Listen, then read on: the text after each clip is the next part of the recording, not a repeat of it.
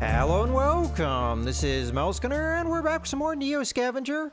And I just loaded in the game. It's been a little while since last I played, so I'm going to have to try and remember where we left off. But if I remember correctly, we just recovered the silver urn, which is our quest to... We have to bring that back to Hatter. And we just finished sleeping, so I have to break down the camp. So we'll pick up the sleeping bag. And we'll disassemble the other bits, so this can be disassembled. And all of the traps can be disassembled. Oh, I have the... There we go. And I think that's everything in the camp. I mean, there's a tiny fire, but I don't really care about that. It'll burn itself out. Alright, we're pretty much good to go. All we have to do is pick up the various items and put them back in our inventory, and off we go. Okay, there's a lot more assorted parts here than I think I want to take. But that's okay, I'll take them. As long as we're not burdened, I think I'll be okay. We do have some water here that we didn't end up purifying, I guess. Well, that's something we can do if we want at this stage, and honestly will allow me to do that with a small campfire, because I don't really want to waste time having to build it up. But if we can use a small campfire, and yeah, it looks like we can. So we can do that, get sterilized water with what water is here. We'll confirm that.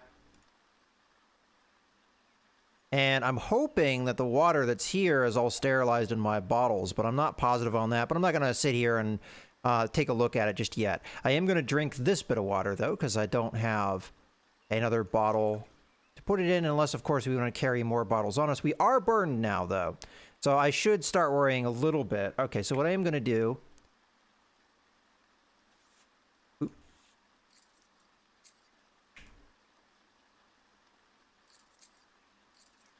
Take some of these out. I think we only had, like, probably 11 to 13. We still are pretty burdened here, so the urn is probably a big part of that. And also what water we have on us probably is a big part of that. Let's go ahead and eat some of this stuff, though. There we go. That's all we needed to do to not be burdened at all. We're on the borderline of that, though, so I'm going to have to be mindful that I don't burden myself. We have a lot of storage capacity with this big backpack, but if you go burdened, then you're going to fatigue a lot faster when you're moving. It still says burdened. Ah, okay, so we're not quite there. Okay, now we're unburdened. So again, we were on the borderline there. Okay. We're going to fatigue a lot faster if we're burdened, which, from what I learned in my last playthrough, not a good thing. Okay, let's double check. We have the sleeping bag. That's the important bit. Okay. Let's get out of here. We've got less than... Well, I only have a couple actions here, so... Get moving. Oh, there's a deer. That might actually be a good thing to try and hunt, although we are fine as far as hunger goes. I could carry the meat with me. Oh, of course, that would burden me. Well, we're going to have to end our turn either way. We'll see what happens with the deer. Okay, more than likely moved away. Where are we on the map? So we're getting close to where we want to be. As burdened as we are, I don't think I'm going to go in here and start scavenging, so... Let's just take the path of least resistance on our way back. Even though we might be able to find some really cool stuff with scavenging, I just want to get back to town. And that shouldn't be too hard. Alright, I don't know what's here, but I assumed that it was going to take me more than one action point to get there. Let's end our turn. It'll be morning fairly soon. Oh, okay. Guy with a shotgun, perhaps, or a rifle? I think it was a rifle. Oh, because I'm in the woods and it's still not bright enough. We only had one action there. We could go fight this guy and possibly get a rifle. I mean, all I have is a handgun, so if he has ammunition in that rifle, we're going to be in a little bit of a disadvantage. I think it's better that we don't take this fight right now, especially as I'd have to carry the rifle, and I just don't feel like we have the carrying capacity for that right now. So let's just go ahead and continue to move on. I also don't have any ammunition for it, so if he doesn't have any ammunition for it, we won't have ammunition either. So let's just continue along our route. Now we're actually into morning, so we'll be able to see where we're going. Okay. So if we follow this path, we should get where we're looking to go.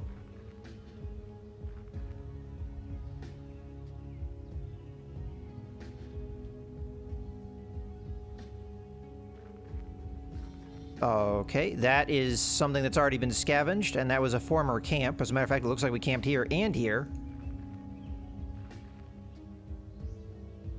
Yeah, and we're really close to the town now.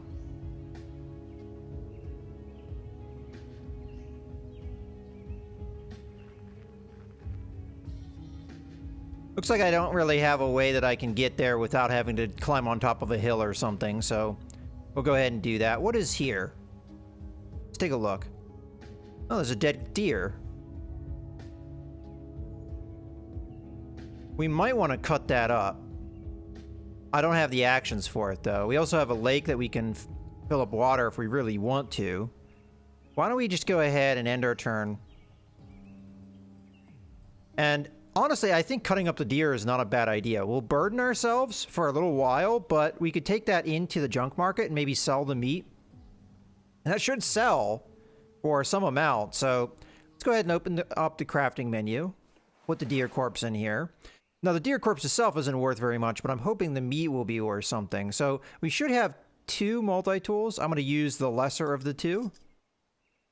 Yeah, see how much this is worth? It's worth 15 bucks a piece. So we also have the small chunk of hide, which is worth 5 a piece. So that's 25 bucks right there. So, I mean, this is quite valuable, what we just did here. Now, how much of it I can actually carry, I'm not exactly sure. We might be able to make something with this hide as well. Now, personally, it looks like, as far as value goes, the chunks of meat are going to be more valuable to us. I'm trying to think if we can possibly do a little bit better inventory management here. I think we can. So put that there.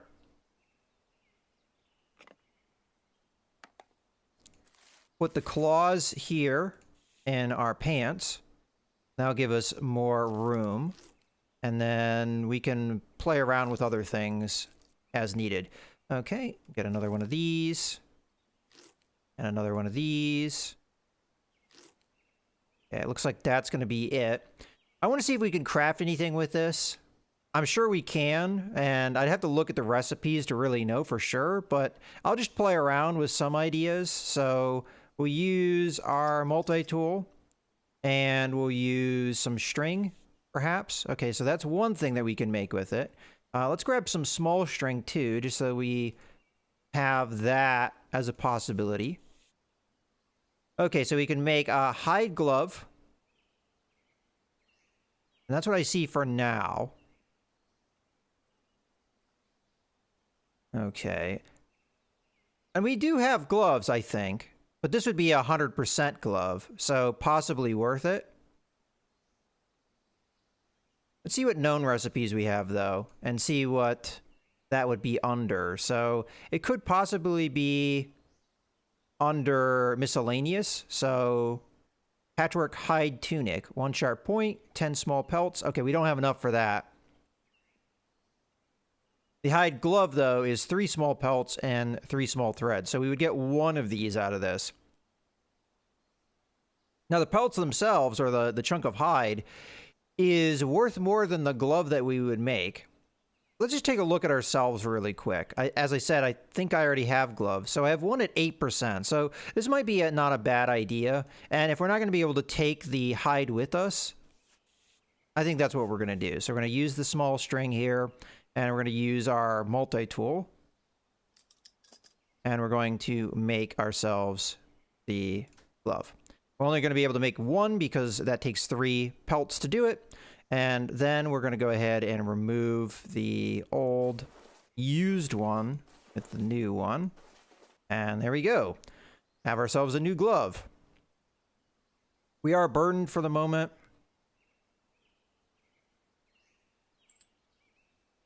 I feel like we could probably grab some of these small chunks of meat if I thought out my inventory management a little bit better than I have. But well, they're not worth as much as the bigger chunks of meat. Okay, let's get out of here. And we're going to want to go straight to the junk market, which I should have enough action points to do that. And we will trade. Okay, they have a shotgun here, which we do have some ammo for. We have, but only 4 shots of double-aught buckshot. There is a crowbar with a strap. That could be good. That allows us to get into locked storage compartments. There's a gas mask. Okay, well, let's just sell the meat. I don't think we're going to be hanging on to that. We also want to get rid of the urn at some point. The shotgun is worth 600. We have 115, so we could probably swing for that, but I think it's just too expensive for us right now. So not likely going to be something that we do.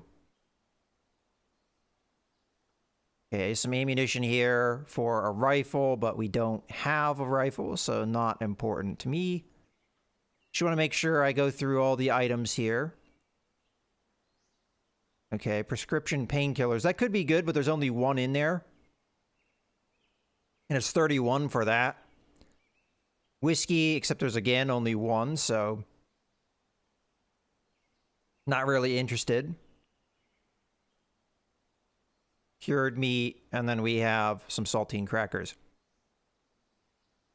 I could sell the ketchup packets for $6, but I think I'll just keep a hold of those for now. I think that's all we're going to do as far as trading. I mean, we get a little bit of money out of that, so that's not too bad. Let's go ahead and get over to Hatter then and take care of business. All right, we're going to need to end turn, though. And move over to Hatter. And again, we're going to want to come in here and then use. As the elevator cage slows to a stop, you see Hatter through the iron lattice, writing something on a sheet of plastic. He holds it up to an attending runner, who then hurries to catch the elevator before it's recalled. Data runners, he says, wiping the plastic clean as you approach. Network's pretty spotty out here, even this close to the DMC. Besides, he puts the blank plastic back into a drawer. Media diversity makes for more security. He rests his forearm on the desk. So you have a delivery for me? Here is the urn. It's worth 50, but that's our job, so we're going to go ahead and do it. It hardly seems worth the fuss, Hatter says as you hand him the urn. I'd almost forego my end of the payment to know the story behind it. He places the urn in a safe, then locks it. But it's not worth a hit to my reputation. He reaches into a desk drawer and provides a black wristband. As agreed, your visitor's pass. And considering that that's worth, like, what, $3,000? That was a good payment. As you ride the elevator car down through the building's innards once again, you wonder what to expect beyond DMC's massive gates. All right, well, we didn't get the backstory we would have gotten if we used the trap skill to know who had hired us and know that they'd specifically asked for us. Interesting. So we actually got less backstory that way. Okay, I'm going to go ahead and take the pass. Now, it says its value is 500, but I could have swore at the trading area it sells for a lot more than that. But that might be, you know, there might be a reason for that, because you don't, it's, you know, it's not something that you can necessarily easily acquire. All right, we can now go into the Detroit megacity. I don't know if I necessarily have to or need to do that, personally. I don't have enough money to really take advantage of anything that's in there, but it's good that we have it. Let's go ahead and open up the inventory here, and we'll put that on our wrist so that we're now wearing it. You know what? We'll keep that on our wrist. The big thing is the Detroit megacity bank. And I know that I didn't do anything with that in the last playthrough, and that was because I was concerned that I'd get caught. And I felt like I didn't have the proper skills for it. Maybe that's the one thing I'll take a look at. So I'm going to go into the Detroit megacity gates. Navigating the twisty maze of shacks and tarp shelters, Detroit's massive walls stand as a constant backdrop. Well, I think we reread this one before, so let's just go ahead and confirm. At the front of the line, the guard motions you closer. A moment of pregnant silence precedes a satisfying chirp, and the monitor flashes. Visitor pass N6MAA10816 authorized. The guard ushers you forward, and you begin down a long-ish stretch of empty corridor lined with harsh xenon lighting. Beyond the opening at the other end, you see throngs of activity and the flicker of busy signage eclipsed by passing people. So apparently we can carry firearms or other weapons into the city. I mean, we could carry spears and things into the city. They had no problem with that. All right, so as I was saying, the only place that I have really an interest in going to right now is going to be probably the Detroit Savings Bank. And we'll find out. Maybe I was wrong. Maybe I should have done that in the last playthrough. So let's go ahead and take a look at it. Detroit Savings Bank turns out to be a surprisingly tricky business to find. It has a presence for certain. Self-service terminals are near ubiquitous, winking at passersby from countertops and ad walls and alcoves, but there's a little more to these terminals than signage, lights, and a screen. There doesn't even appear to be a place to dispense cash, nor insert a card. After a bit of walking, though, you eventually find a Detroit Savings Bank microbranch with more than a screen. You're outside the Detroit Savings Bank, Gate 11 microbranch. A secure climate-controlled booth, slightly larger than a covered bus stop, sits on the sidewalk here. It has the requisite self-serve terminal on the exterior, but looking through the transparent walls, there appears to be an actual human teller inside. Okay, so we can threaten the teller. That seems like a stupid thing. We can enter the booth, or we can wait until the teller leaves. Now, I'm going to probably do that, but I would like to first just talk to the teller, so let's enter the booth. You pull the transparent door open and step through. Inside, you're greeted with bright colored light and dry, tepid air. The teller, a presentable-looking young woman with straight brown hair, looks up from her terminal warmly. "Hello," she says. "Is there anything with which I can assist you today?" Okay, so most of these things say pretend to be a patient, right? So really, the only thing that doesn't give me that is this thing here. So we can ask about this. Begin explaining your situation, starting with the cryo facility, your amnesia, and the clues you followed to reach this point. She feigns interest as you tell your tale, but at this first opportunity interjects, "I'm sorry, Mr. Kindred, but do you hold an account with us?" I think so," you consider answering, but she continues, "Or perhaps you have some form of identification." And again, all we have is the bracelet. There's nothing else I can do here, so I can do that. You hold forward your bracelet plaintively. "Oh," she says, switching subtly from attentive to deflective, "I'm afraid we can only service clients who presently hold an account with Detroit Savings Bank or citizens of Detroit opening new accounts. However, you're still welcome to use our payment network at any participating vendor. Your mobile device can both send and receive payments." She indicates a brightly illustrated placard on the wall depicting overwhelmingly inoffensive young people conducting transactions in an unnaturally happy fashion. Smile and thank the young lady and head back outside. The humid city air seems palpable after the crisp environs of the booth. All right, so at this point, I think I'm going to go ahead and put a cut in the video, but in the next video, I'm going to go ahead and we're going to wait for the teller to leave, and we're going to see what we can do inside. There's a possibility I'll get caught and thrown out of the city, and I may lose my access to the city. With that being said, though, this is the only thing I really want in the city. There's other things you can do in the city, but nothing that is any better than what you can do outside the city. For example, the bazaar, you can buy a lot of those things that you can buy in here. The main real advantage to the city is the hospital. And that's about it, honestly. So, all right. Any case, I hope you guys have enjoyed the video. This is Mouse Gunner, signing out.